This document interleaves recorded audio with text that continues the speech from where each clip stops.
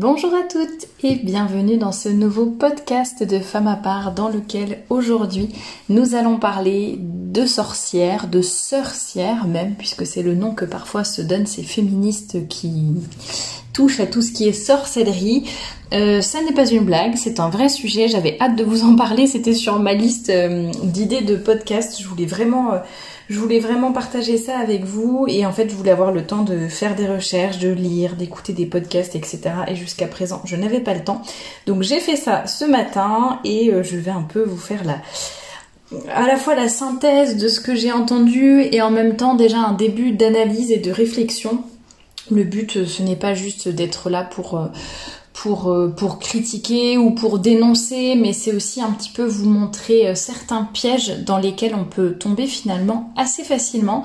Je pense qu'il y a beaucoup de choses dans la sorcellerie, dans le fait que certaines femmes s'intéressent à la sorcellerie, il y a beaucoup de choses qui sont liées donc au féminisme, à l'ambiance féministe actuelle, mais aussi en fait à des défauts que beaucoup de femmes ont, que l'on a presque toutes naturellement, j'allais dire. J'en avais déjà parlé dans un article sur le blog. Voilà, on a aussi des qualités bien sûr, mais on a aussi des défauts dans lesquels on peut tomber facilement en tant que femme. Un peu nos faiblesses dont certaines personnes peuvent abuser, ou alors on s'auto-abuse. Nous nous abusons nous-mêmes finalement en ne luttant pas contre ces défauts-là. Je vais vraiment en reparler dans ce podcast et c'est pour ça que je trouvais ça intéressant d'en reparler à cette occasion par rapport à cette thématique des sorcières qui sont un petit peu les nouvelles icônes du féminisme. Juste avant de commencer, je voulais vous rappeler que vous pouvez soutenir mon travail très facilement en vous abonnant à la chaîne pour ne rien manquer, en mettant un petit pouce bleu, un commentaire, voilà, ou en faisant des dons. Il y a tous les liens que vous pouvez nécessiter dans la description juste en dessous de cette vidéo. Merci à toutes les personnes qui me soutiennent matériellement et spirituellement aussi. Vraiment, vos prières sont précieuses. Donc, merci à toutes les personnes qui prient pour moi, tout simplement. Juste avant de commencer, un dernier petit rappel. Je pense qu'il y a, d'après en tout cas les petites recherches que j'ai faites ce matin, je pense qu'il y a énormément de courants de sorcellerie différents, de même qu'il y a des mouvements différents dans le féminisme et que toutes les féministes ne sont pas pareilles. Là, vraiment, dans tout ce qui est sorcellerie, on va un petit peu du tout au tout, j'allais dire. Parfois, c'est vraiment juste une espèce de hobby comme ça, de petite occupation vite fait. Parfois, il y a des filles, c'est vraiment de vraies arnaqueuses. Il y en a qui vont très loin dans la magie noire. Il y en a, ça va pas du tout aussi loin que la magie noire. C'est vraiment juste un petit peu une appellation comme ça, dans un esprit de sororité dont on reparlera aussi. Donc, je vais quand même être obligée de faire des généralités. Après, on est d'accord que ça peut aller du tout au tout, mais c'est un peu comme pour le féminisme, c'est-à-dire que le fond en lui-même est mauvais. Après, les personnes qui pratiquent tout cela sont plus ou moins dangereuses pour elles-mêmes et pour les autres, on est bien d'accord, mais n'empêche que le fond du problème reste le même et que fondamentalement, évidemment, c'est hyper mauvais et même... j'en reparlerai aussi, j'ai vraiment plein de choses à vous dire, mais parfois on a l'impression de faire des petites choses qui sont anecdotiques, qui ne sont pas importantes, qui ne peuvent pas avoir de conséquences et que l'on pense anodines et inoffensives.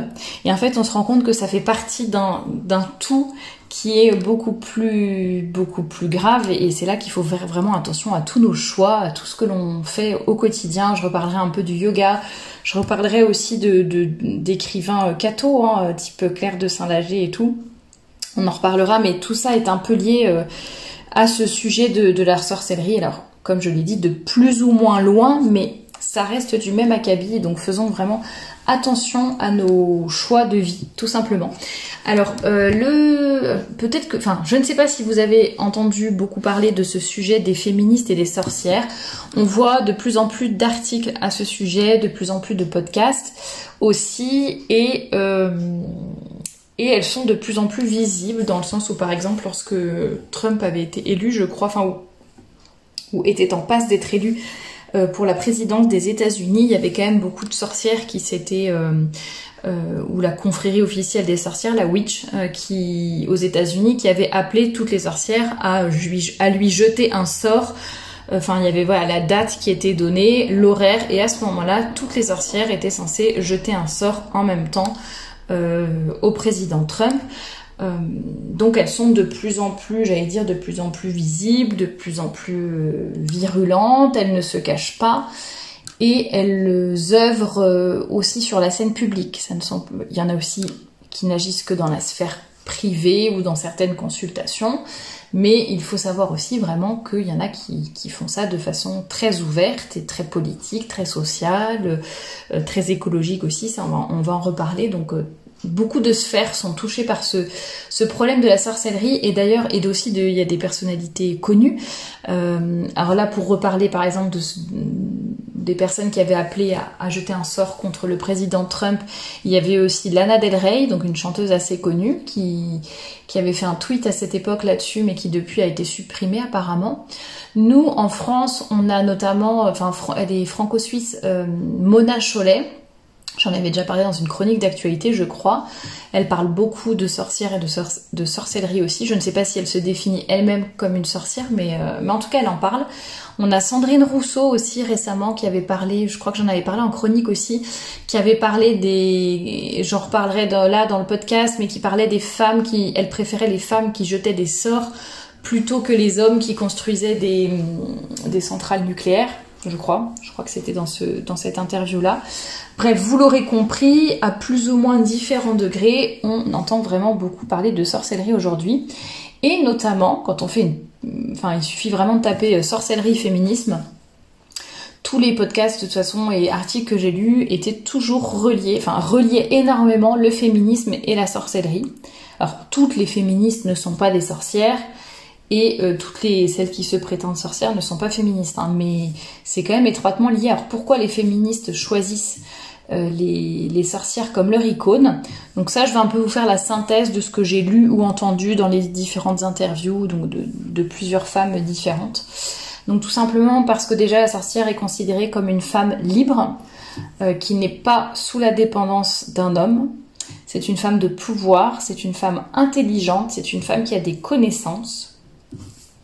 C'est une femme qui est en relation avec la nature, les animaux, les plantes et les minéraux, je crois qu'elle disait, la personne qui était interviewée. Donc il y a un lien étroit avec l'écoféminisme, hein, dont je vous reparlerai juste après. Un truc qui m'a fait rire dans une interview. Je pense que c'est la même question qui était posée à toutes les femmes, hein, puis c'est là que j'ai récolté le femme libre, femme indépendante, femme de pouvoir, etc. Il y en a une qui disait que l'image de la sorcière était finalement c'est très quotidien, c'est très domestique. Vous voyez, les sorcières, elles sont toujours représentées avec un balai, avec un chaudron. On sent vraiment que c'est lié à l'entretien du foyer et tout. Et ça m'a fait rire cette réponse parce que je me dis, mais aucun rapport. Ça va carrément contre. Là, elle disait ce qu'elle aimait, hein, à propos des sorcières, donc je me suis dit ça dénote un peu par rapport aux féministes actuelles qui, a priori, n'ont pas très envie d'être femmes au foyer, n'est-ce pas? Comme j'en ai parlé dans de nombreux podcasts. Bref, donc voilà, elle trouvait aussi que c'était une symbolique du quotidien, du domestique, de s'occuper du foyer. Alors elle disait le foyer, à la fois le feu, mais aussi le foyer, la famille, quoi, la maisonnée. Alors, ça c'est un adjectif qui je pense n'existait pas, mais je reprends les termes. Les sorcières sont des rassembleuses, nous sommes plus fortes quand nous sommes ensemble. Il y a une certaine solidarité féminine, les hommes nous craignent quand nous sommes réunis, nous les femmes quoi. Et cela génère une sorte de pouvoir en fait, le fait de se mettre en commun, d'avoir cette énergie commune, comme elles le disent, ça peut faire peur aux hommes et ça peut nous donner plus de pouvoir.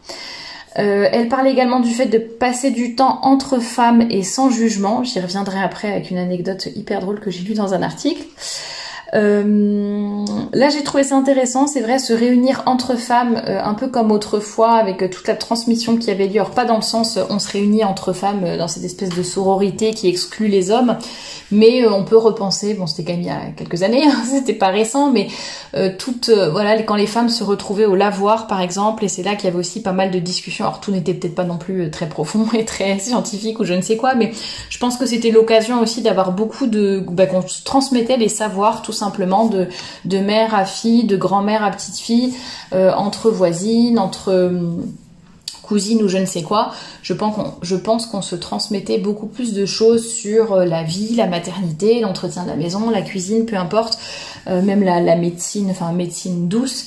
Je pense qu'il y avait énormément de choses qui étaient faites à ce niveau-là, et c'est une chose qu'on a beaucoup moins à l'heure actuelle, et c'est dommage. Enfin, ça dépend un petit peu des familles, des éducations et tout, mais c'est vrai que, bon, sur ce point-là, je ne peux pas aller contre cette idée. Il y en a qui évoquaient également le fait d'amener les gens, alors ce que je trouve complètement illogique, mais vous verrez, il n'y a pas grand-chose de logique quand il s'agit des féministes ou des sorcières. Amener les gens dans la noirceur pour les inviter ensuite à en sortir. Donc, bon d'accord, ça leur paraît être une excellente solution pour les gens que de les faire venir, comme elles le disent, dans la noirceur pour qu'ensuite ils retrouvent la lumière, la clarté. Bon d'accord. Alors, comme je l'ai dit, la sorcellerie, il y a plusieurs points que je voulais évoquer. Je vais vous dire vite fait un peu ce que j'ai noté, puis je développerai après. Tout ce qui est crédulité, sensiblerie, etc. Ça, c'est un défaut féminin dont j'ai déjà parlé. Il y a vraiment la sorcellerie, tout ce courant s'appuie énormément sur ce défaut-là. Il y a aussi tout ce qui est pouvoir, enfin le fait de vouloir du pouvoir, l'empowerment, dont on parle beaucoup aujourd'hui en anglais. Les intuitions, les fameuses intuitions féminines avec la fameuse phrase « mais tu peux pas comprendre, c'est quelque chose que je ressens, il y a que les femmes qui peuvent savoir ». Bref, voilà. Tout ce qui est ésotérisme, tout ce qui est victimisation, ça on le retrouve énormément.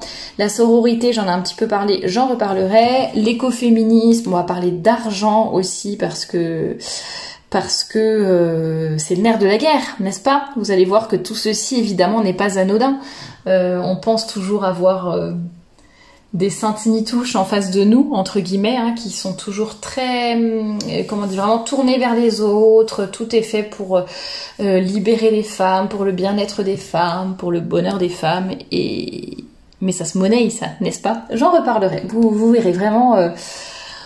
En quelques clics sur internet, on peut apprendre énormément de choses. Alors la crédulité, la sensiblerie, j'en avais déjà parlé. Les femmes sont assez crédules, elles peuvent croire facilement beaucoup de choses, elles peuvent se faire influencer très facilement. Elles sont propices, elles ont une disposition, d'intelligence ou de cœur qui est très propice à la sensibilité, qui n'est pas toujours un défaut, mais qui l'est assez souvent quand même, en tout cas qu'il faut vraiment cadrer, quoi. La sensibilité doit être à notre service, c'est comme la passion, non c'était quoi la citation, est une mauvaise maîtresse mais une excellente servante. Donc, en tout cas, c'est quelque chose qui est à régler, la sensibilité, et dont il faut vraiment se méfier en tant que femme, parce qu'on sait que ça peut nous jouer des tours. Et dans ce type de cas, j'en parlerai par rapport à l'argent notamment, mais il y a énormément de femmes qui sont trop crédules par rapport à ces choses-là, qui sont trop dans l'émotion, qui ont l'impression que ça leur remplit le cœur, qu'il y a une certaine paix qui arrive, ou alors qu'elles se sentent d'un coup... en fait, elles se font berner très facilement, elles se font avoir très facilement parce qu'elles pensent aussi ressentir certaines énergies, etc. Enfin, c'est très vraiment... on le verra après, mais il y en a par exemple qui vont qui vont purifier leur maison, ou voilà, des mauvaises ondes, de ce genre de choses, qui vont mettre de la sauge partout pour pouvoir purifier l'atmosphère, etc. Toutes celles qui croient à l'astrologie également, alors ça c'est très à la mode, on le voit partout, Mercure rétrograde, d'un coup personne ne va bien parce que Mercure rétrograde, enfin bon, on peut toujours trouver des explications à tout et qui concordent, hein. c'est comme les horoscopes, hein, parfois ça peut vraiment exactement concorder avec ce qu'on est en train de vivre et du coup on va être un peu bluffé et ça va nous rendre encore plus crédules alors que c'est juste soit une coïncidence, soit nous-mêmes, parce que ça peut arriver aussi, hein, soit nous-mêmes qui interprétons en fait à la manière dont ça nous arrange. Donc ça c'est vraiment super mauvais. Là pareil, alors il y a aussi cette forme de psychothérapie un peu louche. Là il y a une sorcière qui disait, puis on en voit une autre d'ailleurs dans le reportage qui dit la même chose. Elle dit qu'elle fait des séances, elle propose des séances d'astrologie et de tarot et elle dit que c'est beaucoup moins dans la prédiction que ce qu'on pense. On a un peu l'image des cartomanciennes ou des sorcières avec leurs boules de cristal là qui vont dire dans 3 ans il va t'arriver telle chose, je vois dans ton avenir un beau prince qui arrive sur son cheval blanc, n'est-ce pas? Bon, et en fait, elle dit que non, c'est plus trop ça à l'heure actuelle, et maintenant c'est plus... Mon but n'est pas de faire entrer quelqu'un et de lui dire ce qui va se passer dans la prochaine année, je travaille plus vers le questionnement et l'introspection qui donne de l'empuissancement, donc le fameux empowerment, à la personne. Et dans un autre reportage que j'ai... Donc ça c'était un article, c'était par écrit, et dans un autre reportage que j'ai regardé, c'était... elle disait un petit peu la même chose, en fait, elle accueillait, la fameuse sorcière, accueillait dans sa petite roulotte des gens, qui un peu lui disait les difficultés qu'ils avaient ou autres, et en fait c'était un rôle vraiment de psychologue de bas étage, quoi. Enfin c'est juste écouter, poser des questions, voilà, et le but c'est un peu comme du développement personnel presque, j'allais dire, enfin plutôt que de la psychologie. Et d'ailleurs j'en ai déjà parlé des dangers de certains ouvrages de développement personnel, et c'est exactement ça. Là c'est un peu le rôle de ces sorcières à 2 francs, c'est vraiment c'est s'appuyer sur la crédulité de femmes qui sont faibles ou qui sont dans des positions de faiblesse parce que elles ont un chagrin d'amour, un problème de travail ou des difficultés plus ou moins graves dans leur vie, et c'est ça ce qui renforce leur crédulité, leur sensibilité, et on leur offre en fait une écoute attentive, on leur offre une espèce de clé en main là pour leur, enfin pas, c'est pas clé en main, mais c'est qu'elles, en fait, elles vont retrouver le pouvoir qu'elles ont au fond d'elles-mêmes, quoi. Et on va juste leur dire qu'elles sont géniales, qu'elles ont les solutions au fond d'elles, et voilà, elles ont juste besoin de quelqu'un pour les encourager et les pousser à se bouger, quoi. Globalement, il y en a une qui, dans un reportage, qui a payé 300 francs, c'est en Suisse, qui a payé 300 francs suisses pour recevoir juste 3 savons et une bougie, puis elle était censée répéter des incantations. En fait, elle était persuadée qu'elle avait le mauvais œil parce que tout s'est mal enchaîné pour elle à une période de sa vie. Elle a perdu son travail, son compagnon l'a quittée, je sais plus qui est mort dans un de ses parents, je crois, qui est décédé ou je ne sais quoi. Et donc elle était persuadée qu'elle avait le mauvais œil, comme on dit, c'est-à-dire qu'il y avait vraiment un sort qui avait été jeté contre elle ou autre. Et en fait, elle a payé 300 francs suisses cette sorcière, soi-disant, pour se libérer de ça. Et en fait, pour 300 francs, elle a reçu 3 petits savons et une bougie, puis et puis un papier sur lequel il y avait une incantation. Oui, un petit discours à répéter, délivrez-moi de cette qui que tu sois, esprit, machin chose, laisse-moi tranquille, blablabla. Bref, et elle est interviewée, elle dit mais vous vous rendez compte, 300 francs pour une mère célibataire, c'est quand même beaucoup d'argent, mais il fallait que tu réfléchisses avant. Donc vous voyez la crédulité, enfin on va dire que les sorcières jouent beaucoup sur la crédulité, à la fois jouent sur la crédulité de leurs potentielles clientes, hein, comme je le disais, c'est vraiment aussi une histoire d'argent. Il y en a une qui allait voir la sorcière en disant j'ai du mal à m'organiser au quotidien, et non mais allez voir une sorcière pour ça, quoi, enfin bon bref. Donc à la fois la crédulité des potentiels clients, et à la fois la crédulité et la sensiblerie des sorcières elles-mêmes, quoi, qui ont l'impression de faire des choses, qui ont l'impression de libérer les esprits, de purifier les maisons avec leur sauge, de faire le bien dans le monde, et voilà quoi. Bon bref. Et dans un des articles que j'ai lus, il y avait une fille qui disait « Adolescente, j'ai passé des années à organiser des soirées sorcellerie avec quelques copines. Il ne nous serait jamais venu à l'esprit d'y convier des garçons. C'était sans doute parce que notre imagerie de la sorcellerie n'était constituée que de femmes, mais je crois aussi qu'on savait qu'ils gâcheraient tout. » Et en fait, ça me fait rire parce que elle le dit de façon très candide dans l'interview, mais en fait, elle se rend, mais bien sûr, elle savait que les garçons allaient tout gâcher parce que généralement, les hommes sont quand même beaucoup plus rationnels, beaucoup plus les pieds sur terre, et toutes ces histoires de charlatans, de sorcellerie, de bonnes et mauvaises ondes, d'esprits qui passent et je sais pas quoi, ben en fait, voilà, eux, ils se laissent, la plupart du temps, en tout cas, ne se laissent pas embobiner par ce genre de choses. Donc, effectivement, elles avaient tout intérêt à rester entre filles, alors soi-disant pour resserrer les liens et créer un frisson nécessaire, je cite, hein. Mais évidemment, c'est aussi parce qu'elle savait très bien qu'avec un homme, ça n'aurait pas tenu très longtemps. Il y a aussi Sandrine Rousseau, donc dans la fameuse interview où elle parle qu'elle préfère les femmes qui jettent des sorts plutôt que les hommes qui construisent des centrales nucléaires. Elle parle également, enfin, elle déplore en disant: tout tourne autour de la rationalité et il faut retrouver l'enchantement. Et un peu plus loin, elle parle des émotions qu'il faut retrouver. Et ça, j'en ai déjà parlé dans des podcasts sur l'homme rationnel et la femme émotionnelle. Donc si le sujet vous intéresse, n'hésitez pas à aller l'écouter. Je ne vais pas m'attarder trop longuement sur ce sujet-là parce que bon, ça a déjà fait l'objet d'un podcast à part entière. Mais c'est exactement ça, et c'est là qu'on voit la féminisation du monde qui arrive avec tous ces mouvements aussi féministes et de sorcellerie, d'écologie, etc. Voilà, il y a trop de rationalité dans le monde, il faut plus d'émotionnel. Je crois au contraire qu'il y a beaucoup trop d'émotions et qu'il faut beaucoup plus de raison en ce bas monde. Ça ne veut pas dire qu'on ne peut pas s'influencer hommes et femmes, et justement on est complémentaires là-dessus, et c'est très bien que peut-être la femme puisse apporter à l'homme un petit peu plus d'émotionnel, peut-être un peu plus dans la finesse ou autre, et que par contre l'homme, lui, apporte à la femme plus de rationnel, plus de froideur, de sang-froid, de recul, etc.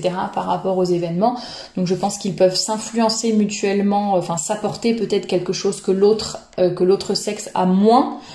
Mais par contre, je pense que c'est quand même de toute façon la rationalité qui doit prédominer évidemment sur les émotions, quoi. Notre intelligence doit être maîtresse de nos émotions et de notre cœur, et c'est bien normal. Mais vous voyez, on est dans un monde qui essaye d'être très très très tourné autour de l'émotion. Ça va générer beaucoup de mauvaises choses. Alors je pense notamment à la culpabilisation. On peut beaucoup plus facilement culpabiliser les masses quand on s'appuie sur des émotions, sur certaines photos, etc. plutôt que sur des arguments, en fait.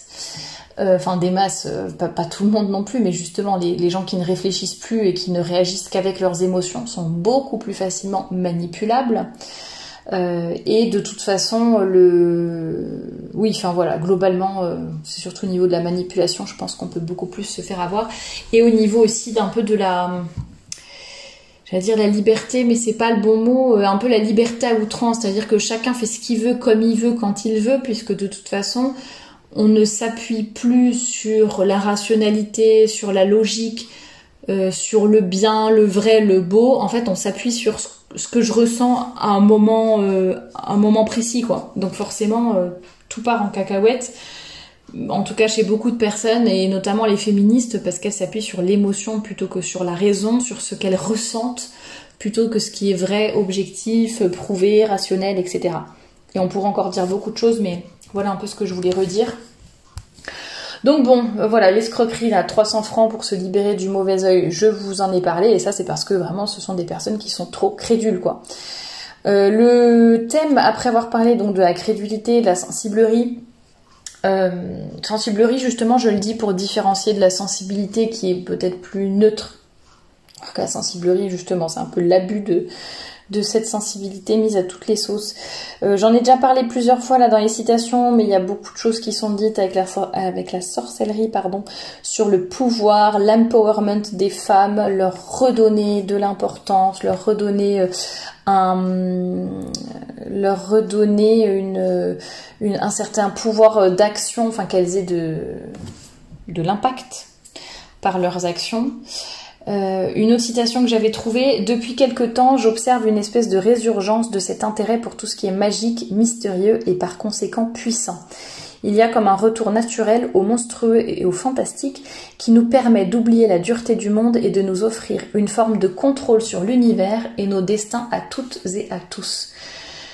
En se revendiquant sorcière aujourd'hui, on réaffirme la capacité, et ensuite il y a une parenthèse, et même le devoir des femmes à être elles-mêmes, à être libres de faire leurs propres choix. Alors ça, j'en ai déjà parlé dans plusieurs podcasts sur le féminisme, cette fausse liberté, on nous fait croire qu'on est libre alors que la plupart des femmes ne le sont pas. Et la parenthèse, justement, donc on réaffirme la capacité, entre parenthèses, et même le devoir. Et ça, je trouve ça très intéressant parce que j'en ai déjà parlé, justement de cette fausse liberté qui nous fait croire que l'on choisit, mais par contre on peut tout choisir sauf ce que l'on n'a pas le droit de choisir. Donc les femmes sont libres de faire ce qu'elles veulent, mais par contre avoir des enfants, aimer la maternité, être mère au foyer, ça non, vous voyez. Donc on a le droit de faire ce qu'on veut, mais être, je sais pas, une femme catholique par exemple, ah ça non. Donc vous voyez, c'est ça, c'est la capacité, même le devoir. Donc je dirais c'est vraiment une obligation d'aller dans un certain sens, une obligation de soi-disant vouloir redevenir indépendante, vouloir prendre le pouvoir, etc.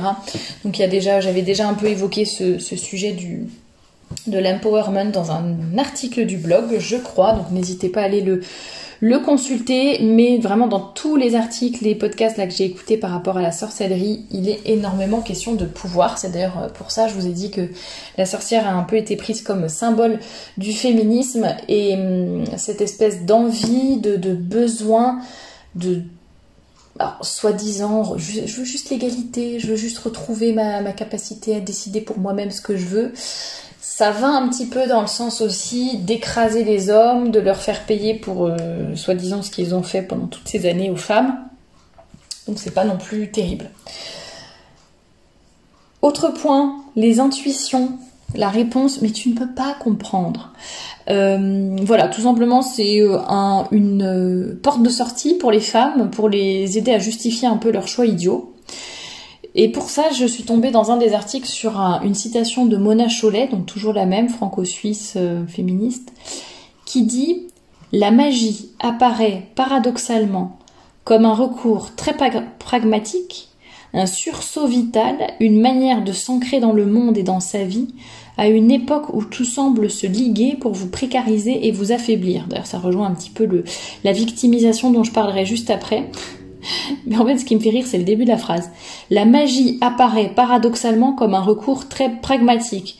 C'est pas paradoxal, c'est bête, c'est idiot, c'est illogique, c'est le féminisme et c'est la sorcellerie combinée, quoi. Enfin bon, bref. Donc c'est là qu'on voit, vous voyez, elle s'auto-persuade qu'en fait la magie c'est logique, c'est pragmatique. Elle essaye de s'auto-persuader. Alors, elle met quand même le mot paradoxalement, mais elle essaye de s'auto-persuader et de persuader les autres aussi que la magie est pragmatique, que la magie est rationnelle, que c'est quelque chose qui va nous ancrer dans le monde.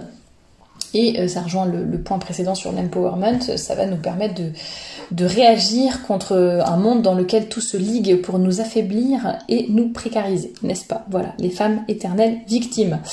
Tiens, je vais vous parler de la victimisation maintenant. Alors, il y a vraiment énormément de choses sur la sorcellerie qui est basée sur la victimisation, et voilà, on dit que autrefois, les sorcières ont été brûlées, chassées, etc.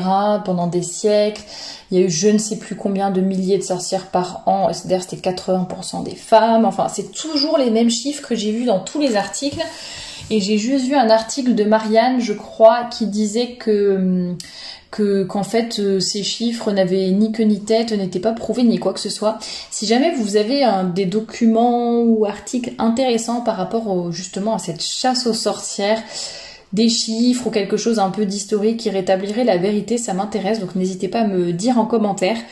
Je veux pas m'attarder là-dessus parce que je n'ai pas eu le temps justement de creuser, de tout regarder, mais c'est vrai qu'on voit que c'est du copier-coller dans tous les articles, tous les mêmes chiffres, et toutes les interviews, tout le monde répétait en boucle la même chose. C'était un peu le lavage de cerveau par rapport à justement cette chasse aux sorcières qui aurait eu lieu pendant des siècles, qui était sexiste, qui était misogyne, qui s'attaquait spécialement aux femmes qui étaient seules, donc qui n'étaient pas sous le joug d'un homme, hein, c'est ce qu'elles disent. Donc toutes les femmes qui étaient seules et qui avaient un certain pouvoir de médecine ou autre, on a voulu toutes les supprimer parce qu'il fallait surtout pas que les femmes aient du pouvoir, n'est-ce pas?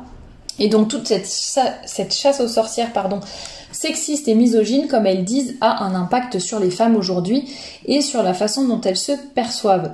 Pour nous, une sorcière est une femme qui, a priori, ressent profondément les injustices et qui ne se conforme pas aux construits sociaux imposés. Donc voilà, c'est un peu en réaction aussi, certaines femmes rejoignent ce mouvement de sorcellerie en réaction à ce que leurs ancêtres sorcières auraient subi.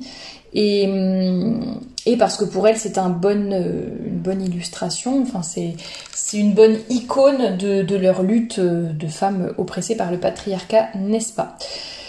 Donc encore beaucoup de victimisation et d'injustice du côté des femmes, décidément. Alors évidemment, je ne pouvais pas ne pas évoquer tout ce qui était ésotérisme. Tout ce qui était ésotérisme, parce que ça a été beaucoup évoqué dans tous ces reportages et tous ces articles. Il ne faut pas croire qu'il n'y a que des femmes sorcières qui sont inoffensives, qui font juste 2-3 incantations avec de l'encens dans leur maison, ou qui arnaquent gentiment certains clients. Ça peut aller beaucoup plus loin, évidemment, ça peut aller jusqu'à la magie noire, ça peut aller jusqu'à des choses qui vont très loin. La définition de ce qui est ésotérique, c'est ce qui est obscur, incompréhensible pour qui n'appartient pas au petit groupe des initiés. Ça rejoint exactement un peu le point dont je parlais là sur le fait que tu peux pas comprendre. Il y a que toi, moi, les autres femmes, à la limite certaines autres femmes qui peuvent comprendre. Celles qui sont justement dans initiées, celles qui en fait acceptent de te suivre dans ton irrationalité, quoi. Bon voilà, il y a qu'elles qui peuvent comprendre. Donc il y a énormément donc de cartomancie qui a été évoquée, donc tout ce qui est tarot, etc. Le yoga, certaines explorations spirituelles. Il y a beaucoup d'ailleurs de femmes dans ces interviews qui parlaient de cette nécessité de se reconnecter à quelque chose de beaucoup plus spirituel. Je pense que de toute façon le monde est vide de sens. Beaucoup de gens cherchent un sens à leur vie, beaucoup de personnes, enfin justement avec le déclin des religions et le fait qu'il y ait de moins en moins de pratiquants, en fait, de catholiques pratiquants, forcément les gens, je pense, on est un corps et on est une âme. Ça va 3 minutes de faire ce qu'on veut, quand on veut, la liberté, être libre de jouir sans entrave, etc. de mai 68. Mais je pense qu'au bout d'un moment, certaines personnes ressentent quand même un vide au fond d'elles-mêmes et elles ont besoin de combler ce vide avec quelque chose d'autre que l'argent, les filles ou les hommes et le travail, etc.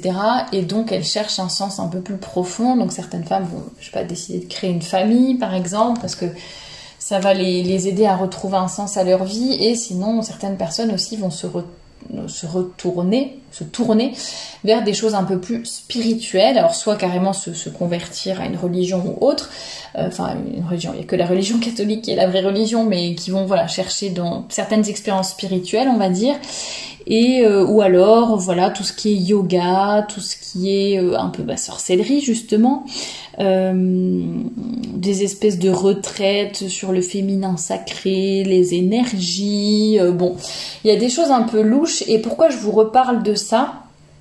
Tout simplement parce que de l'astrologie aussi, donc je l'ai dit, tout ce qui est... m'échappe. Mais si, c'est ça, tout ce qui est les horoscopes, etc. Et en fait, tout ça pour vous dire que c'est pas du tout anodin, parce que parfois on se dit, ah, je vais lire mon horoscope, c'est pas si grave, ah, je peux faire du yoga, je sais à quoi c'est rattaché comme croyance, comment c'est né, etc. Mais moi, je suis au-dessus de tout ça et je fais juste les mouvements et c'est pas grave. Bref, il y a toute une espèce de... Ça, vous avez ou vous allez certainement bientôt tomber sur ce genre de choses. Moi en tout cas je le vois de plus en plus.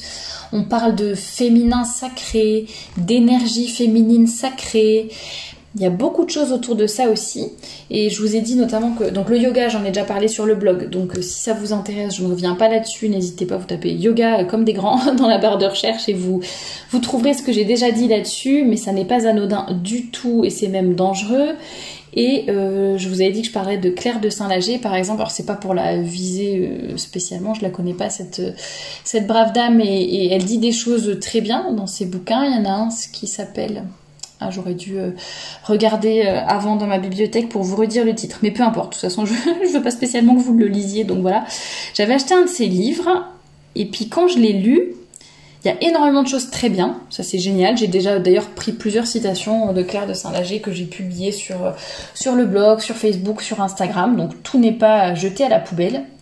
Et en même temps, il y a tellement de choses que j'ai trouvées vraiment gênantes, bancales, selon la façon dont on l'interprète, ça peut aller loin. Enfin, vraiment des choses pas nettes.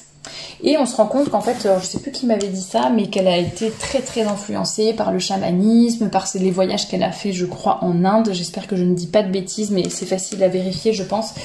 Mais voilà, beaucoup de choses un peu gênantes quand même. Alors quand voilà, moi je veux dire, c'est pas ça qui va mal m'influencer. J'ai pris ce qu'il y avait à prendre dans le livre et pas de problème. Mais typiquement, c'est le genre de livre que je peux pas du tout recommander dans la bibliographie du blog, parce qu'il y a beau avoir des choses bien, il y a quand même aussi des choses très limites, très bizarres. Enfin, on est vraiment à la limite un peu de l'ésotérisme, et justement ça touche peut-être de loin seulement, mais ça touche un peu à tous ces sujets d'énergie féminine sacrée, de voilà, tout ce qui est énergie, tout ce qui est sacré, tout ce qui est yoga, tout ce qui est... Alors, on va pas non plus jusqu'à l'astrologie, mais vous voyez, il y a quand même des choses dangereuses, je dirais. Donc, à faire attention. Enfin, faisons attention à toutes ces choses et à tous nos choix de vie, justement. Ça n'est pas anodin de lire son horoscope, ça n'est pas anodin de faire du yoga. Tous ces choix ne sont pas anodins du tout. Si vous êtes en manque de spiritualité, eh bien, rentrez dans une église, priez, allez parler à un prêtre, confessez-vous, convertissez-vous. Voilà, je pense que ce sera tout aussi bien que enfin, pas tout aussi bien, c'est une très mauvaise expression, mais ça sera vraiment beaucoup plus intelligent, beaucoup plus durable et beaucoup plus apaisant sûrement, plutôt que de chercher un peu des réponses dans ces espèces d'énergies bizarres, de yin et de yang, etc. Donc attention à tout cela. La sororité, alors ça j'en parle parce que c'est vraiment une composante assez importante du féminisme, également de la sorcellerie. C'est vraiment toutes unies contre le patriarcat. Je l'ai un peu évoqué tout à l'heure, mais beaucoup de personnes disent aussi, enfin de celles que j'ai écoutées là ou lues en préparant ce podcast, sont toujours en train de dire qu'il faut qu'on soit tout ensemble. Enfin, si on est ensemble, si on est solidaire, on sera une menace en fait. On sera une menace pour le pouvoir. On aura aussi plus d'impact. On aura plus d'influence, etc. Donc pour elle, c'est vraiment super intéressant et important de se retrouver, d'être ensemble, d'avoir cette espèce de sororité. Alors on parle beaucoup, peut-être pas beaucoup, mais je suis déjà tombée plusieurs fois sur ce terme, le terme de sorcière, donc il y a un peu la contraction entre sœur et sorcière, et donc qui est vraiment très bien choisi pour montrer justement cette relation entre la sororité, la sorcellerie, le féminisme, etc.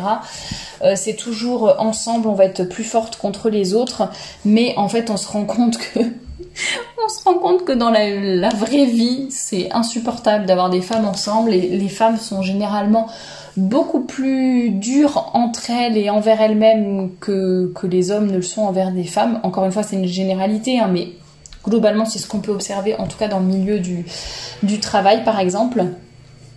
C'est rigolo de voir que là, elles évoquent, je l'ai évoqué plusieurs fois déjà, mais je l'ai lu dans plusieurs citations, voilà, on voulait être seul, sans les hommes, on veut avoir un espace qui est sûr, un espace de confiance, un espace où on peut vraiment s'exprimer sans jugement, s'exprimer sans crainte d'avoir justement les moqueries ou autres des hommes.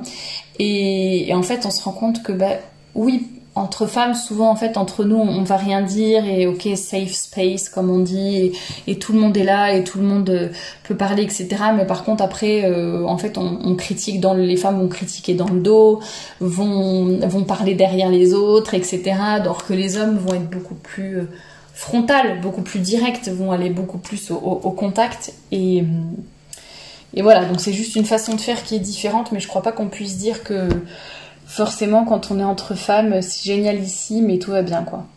Et enfin, allez, je regarde juste mes notes pour ne rien oublier. Ah oui, une qui disait, pour rejoindre un peu sur l'ésotérisme, qui disait « Je n'ai pas été choisie, j'ai été appelée par... » Non, je n'ai pas choisi d'être sorcière, j'ai été appelée par ça. Oui, encore sûrement une intuition bien ancrée en elle, et voilà, elle peut pas lutter contre ça, quoi. Je veux dire, c'est une intuition, c'est une énergie qui déborde d'elle, et elle est obligée d'aller vers là. Et elle dit qu'elle préfère l'univers ésotérique. Ok. D'ailleurs, c'était aussi une sorcière qui avalait le sang de ses règles. Voilà, comme ça, vous savez tout. Je peux vous dire, c'était pas très drôle de regarder ces reportages.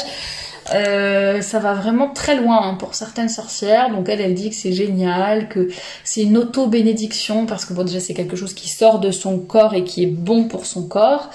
Elle le boit quand même un peu mélangé à de l'eau. Elle dit que c'est génial contre son anémie, ça je n'en doute pas, et que voilà, c'est super de faire ça. Eh bien écoute, j'en suis bien heureuse. Alors l'écoféminisme, je vous en parle aussi parce que c'est très à la mode, hein. Écologie, féminisme sont assez reliés, pour vous montrer aussi que l'écologie à l'heure actuelle, il faut beaucoup s'en méfier. Donc il y en a une qui était interviewée là qui disait donc qu'elle se baignait nue, qu'elle se promenait nue dans la nature pour se réapproprier son corps. Alors à la fois se réapproprier son corps et en même temps être comme une offrande dans la nature. Elle parle beaucoup aussi de se reconnecter. La sorcellerie m'aide à me reconnecter à ma nature cyclique. Ah bon, c'est comme ça que tu découvres que t'es cyclique en tant que femme. Mais en fait, juste le fait d'apprendre à connaître sa nature de femme, notre cycle féminin, les règles, l'ovulation, etc., la ménopause, la puberté, enfin tout ça. En fait, il n'y a pas besoin d'être une sorcière pour ça et pour reconnaître que l'on a un cycle et que l'on est différente des hommes. Il y en a qui parlaient aussi de cette histoire de pilules, etc. Enfin, c'était important de se reconnecter à ces cycles pour mieux se connaître et peut-être ne plus avoir, revenir un peu aux méthodes naturelles de régulation des naissances. Donc ça mélange vraiment tout. Hein. La thématique de la sorcellerie, ça mélange un peu de tout. Certaines sorcières se revendiquent donc de cet écoféminisme, un courant de pensée selon lesquels les femmes et l'environnement seraient tous deux victimes du patriarcat, c'est-à-dire de la volonté de domination des hommes misogynes et capitalistes. Alors les femmes, les sorcières deviennent guérisseuses, druides, naturopathes, elles organisent des stages chamaniques ou des retraites spirituelles. Comme toutes les pratiques de soins non conventionnels, ça prolifère beaucoup sur un sentiment de méfiance, voire de défiance envers la médecine moderne.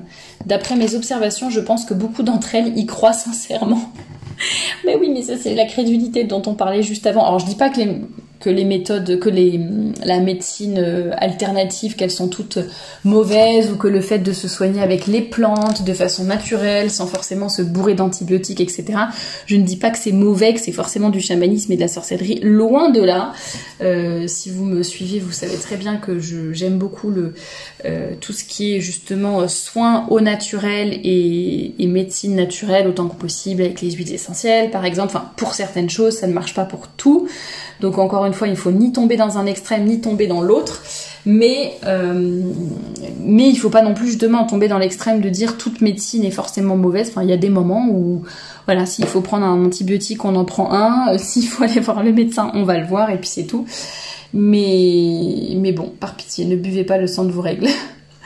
Aïe aïe aïe, donc il y a énormément de dérives, évidemment. Alors elle parlait aussi, donc... Ah oui, non, ce qui m'a fait rire, c'est que j'en ai entendu une qui disait « il faut se soigner autrement qu'avec des méthodes conventionnelles de médecine qui sont souvent paternalistes ». Ah oui, parce qu'il y a beaucoup de choses qui ont été dites sur les sorcières, comme quoi autrefois en fait les sorcières faisaient peur, parce que donc c'était les femmes seules qui n'étaient pas surveillées par un homme, entre guillemets, qui n'étaient pas sous le joug d'un homme, et qui souvent étaient considérées comme ayant du pouvoir parce qu'elles étaient ou sages-femmes, ou l'ancêtre de la naturopathie. Voilà, elles savaient soigner, elles connaissaient les plantes, etc. Et visiblement, le fait qu'il y ait des femmes qui soignent et qui guérissent, c'était vu... Bon, c'est là où j'ai du mal à le croire. Je pense que si elles guérissaient vraiment... juste avec des plantes, je vois pas pourquoi on les aurait traitées de sorcières, mais bon. Et donc voilà, soi-disant, elles ont été considérées par les hommes et le patriarcat comme dangereuses parce qu'elles pouvaient guérir, parce qu'elles n'étaient pas surveillées par un homme. Et voilà. Et donc là, il y en a beaucoup qui font des trucs de purification, ça c'est assez connu, avec la sauge, purifier la maison, les nettoyages énergétiques, je me libère des poussières de l'hiver. Pardon, dans le reportage, il y a une sorcière qui a une cliente, je sais pas combien elle paye, donc qui s'assoit, le but là c'est de faire un nettoyage des poussières de l'hiver, c'est pas moi qui invente, et donc elles sont toutes les deux assises en tailleur, l'une en face de l'autre, à même le sol, et puis donc la sorcière lui donne une bougie, une grosse bougie allumée dans la main, puis elle lui dit, mais tu le tournes autour de ta tête, au-dessus de toi, comme ça, tu fais des espèces de tours, et tu dis, je me libère des poussières de l'hiver. Pardon. Je peux pas empêcher de rire, je revois l'image. Bref, mais si tu veux te libérer des poussières de l'hiver, tu fais une cure de sève de bouleau par exemple, au printemps, tu prends ce que la nature te donne, t'es pas obligé de mettre une bougie qui danse au-dessus de ta tête.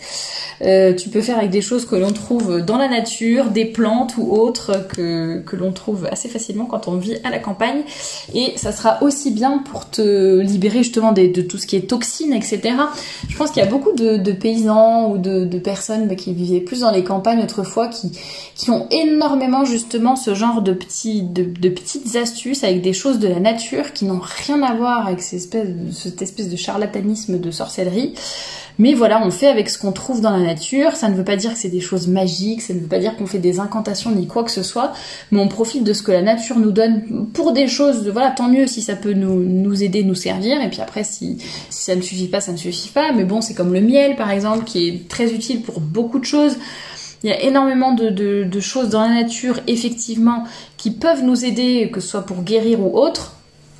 Évidemment, il faut avoir une certaine conscience, alors je sais pas si on peut appeler ça écologique, mais il faut faire attention à la nature qui nous entoure, il ne faut pas la polluer, il faut voilà, faire attention à tout, mais là où je dis que c'est une fausse écologie, c'est quand on voit que les partis écologistes sont en train de détruire eux-mêmes la planète, ce sont eux qui autorisent l'utilisation de certains pesticides ou autres contre les abeilles notamment, enfin c'est un peu toujours la même histoire du pompier pyromane là, soi-disant ils sont là pour lutter contre le réchauffement climatique et je ne sais quoi d'autre, et finalement on voit que leurs décisions politiques au quotidien concrètes, toutes les réglementations de l'Europe ou autres, au contraire, sont en train d'abîmer la nature, d'empêcher qu'on puisse faire les choses comme autrefois ou naturellement.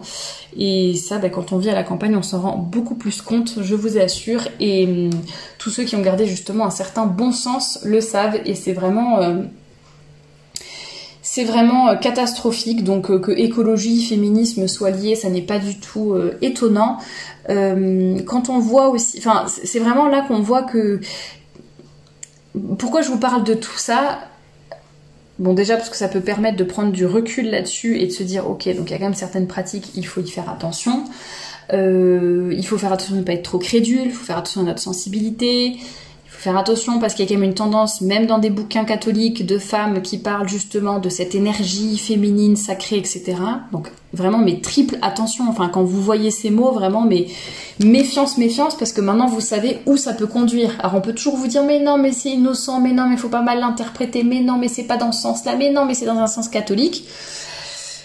Bon, j'ai du mal à y croire quand même, c'est comme le yoga catholique, enfin bon, tout ce genre de choses, non, non, non et non quoi. Donc vraiment, faisons attention.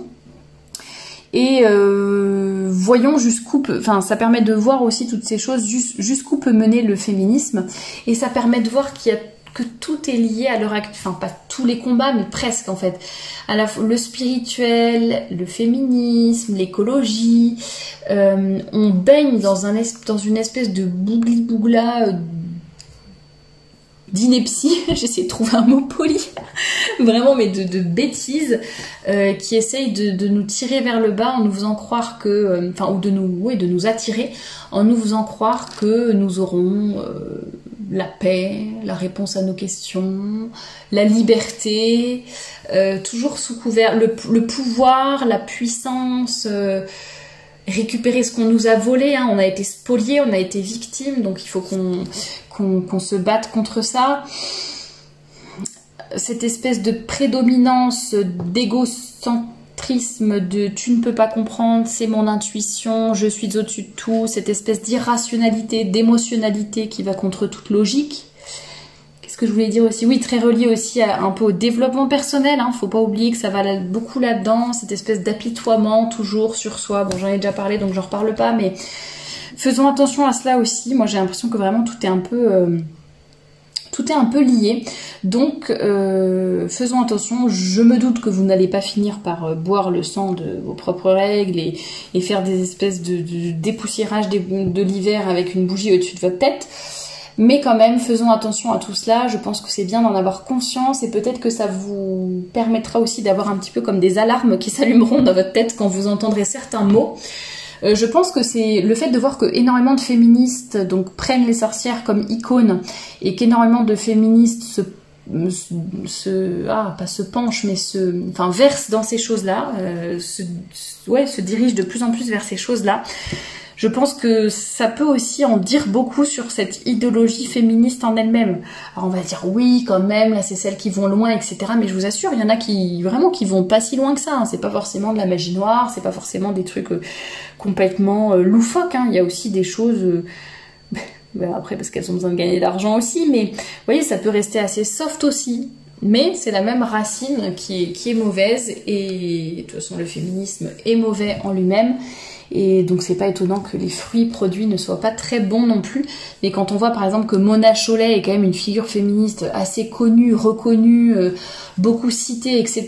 Et quand on voit que en fait elle est à fond là dans ces choses-là de sorcellerie et tout, c'est quand même un peu, ça fait un peu peur. Tout ce qui est quand on voit qu'elle préfère l'émotionnel au rationnel, enfin là vraiment je trouve ça résume assez bien ce qui se passe dans le féminisme à l'heure actuelle finalement, et c'est ça que j'ai trouvé intéressant dans toutes ces recherches. Je trouve que tout concordait, c'est vraiment juste une extension presque du féminisme. Voilà ce que je voulais vous dire pour aujourd'hui. N'hésitez pas à compléter en commentaire. Je commence seulement, enfin ça faisait longtemps que je m'intéressais au sujet, mais je veux dire c'est seulement aujourd'hui que j'ai fait quelques recherches, que j'ai écouté les podcasts, que j'ai lu les articles, etc. Donc bon, il y a peut-être des choses à côté desquelles je suis passée, des choses importantes à dire, ou peut-être si vous avez d'autres commentaires à ajouter, d'autres analyses à faire, n'hésitez vraiment pas à compléter en commentaire. Comme d'habitude, vous pouvez vraiment aller vous rendre sur le blog, il y a déjà énormément de ressources qui existent, vous me posez souvent des questions, vous dites souvent des choses en commentaire, mais en fait j'y ai déjà répondu sur le blog ou sur la chaîne YouTube, donc n'hésitez pas à les regarder. Tous les liens sont dans la description comme d'habitude. J'attends vos retours sur ce podcast, j'espère qu'il vous aura plu, et je vous dis à très bientôt, soit pour une chronique de livres, soit pour une chronique d'actualité, mais en tout cas on se retrouve très vite sur YouTube.